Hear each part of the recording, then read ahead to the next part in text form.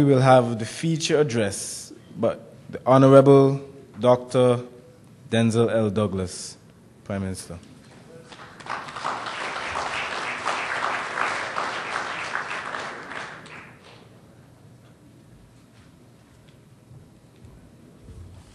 I want to thank our Master of Ceremonies for excellent job that he has done so far. And let me, of course, recognize my distinguished colleague ministers of government, those of us who are members of parliament, our representatives of the representative, I should say, of the Nevis Island administration, the Honorable Hensley Daniel, our Deputy Premier, and representatives of the Chamber of Industry and Commerce and other private sector organizations, or representatives of the non-governmental organizations, and in particular, of course, I want to recognize those who have come from our regional and international institutions, other distinguished persons who are here, including representatives and leaders of political parties, or permanent secretaries, heads of departments, etc. I really face tonight a most daunting task of either keeping you awake or relieving you of your hunger, which I'm sure has set in, since it is this late an hour at our consultation. But I am nevertheless delighted to participate in this annual national consultation exercise, one in fact that has grown from strength to strength over the years and continues to provide a most meaningful forum for discussion and exchange of views on the economy among the government and its partners in development.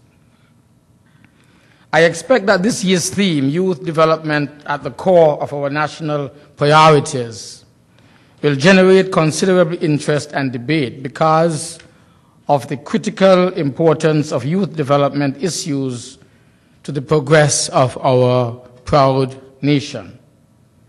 Indeed, I contend that if we can successfully resolve all of the issues affecting our young people, we would significantly quicken our strides along the path of social and economic development.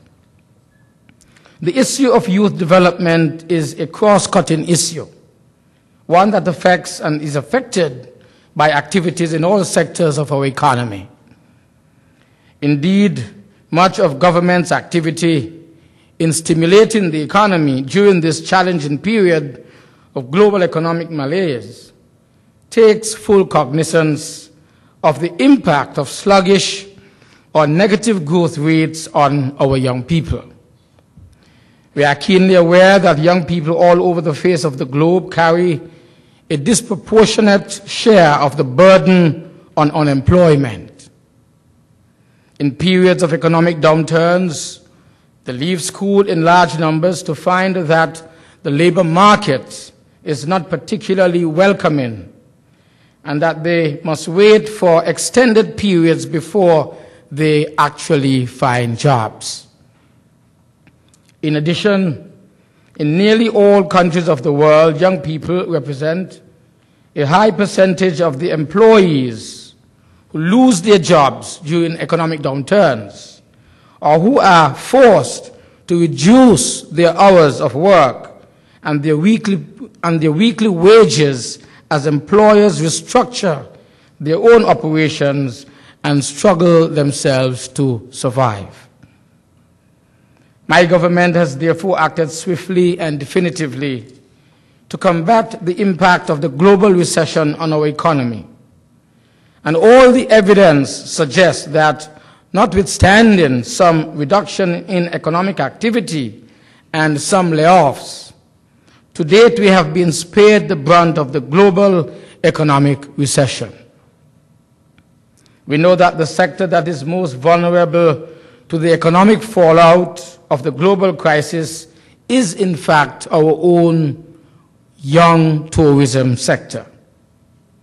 Hence, we quickly approved packages of concessions for small hoteliers and for standalone restaurants that permit them to import food and wine and some items of equipment and furniture free of duty.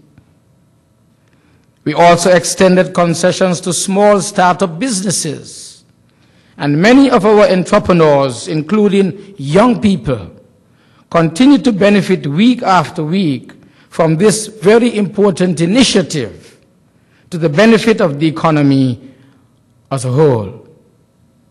Moreover, we have been monitoring the economy with a view to intervening wherever and whenever necessary in order to ensure that we remain on track to the attainment of our goal of enhanced economic activity, job creation, and increased income.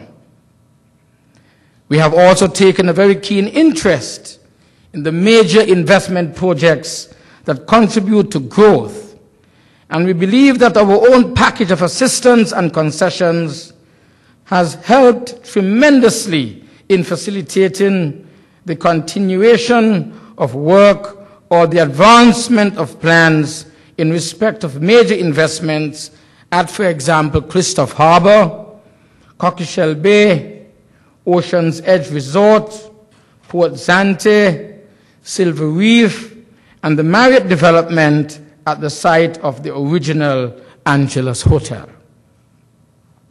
We recognize that construction is a leading contributor to growth, and we have therefore extended our own assistance to contractors with a view towards promoting construction activity in all sectors, including the housing sector, the business sector, and the commercial real estate sector. In this regard, earlier this week, our cabinet approved a package of concessions for contractors that is expected to reduce the labor on construction projects by as much as 8%. Of course, we continue to tackle the specific problems of our young people, and we do so directly and frontally. Our special land initiative has catered specifically to the first-time landowners, the vast majority of whom are our young people. We are determined that they will not carry the label of landlessness that our forefathers carried in the past. We also expect that they would put the land to good use and use them as security for the loans that they require to build homes, to start up new businesses, and pursue educational opportunities either at home here or abroad. Indeed, we are convinced that the effective use of the land provided to our people under the Special Land Distribution Initiative will contribute to growth, will contribute to employment and overall economic development in our federation for many, many decades to come. The government has also committed huge sums to the education of our young people. Earlier this month, we committed to pay the University of the West Indies some $6.2 million in respect of the annual economic cost of our students who are studying there. In addition, the Development Bank of St. Kitts and Nevis continues to provide hundreds of student loans to our young people without regard to their political affiliation. The recently constructed Sadler's Secondary School, the result of a partnership between the government of St. Kitts and Nevis and the World Bank, will play an important role in the implementation of strategic plans for educating our young people here in this country. In particular, it will offer students the opportunity to prepare themselves even more effectively for the workforce by acquiring a range of practical skills, even as they also pursue various academic subjects.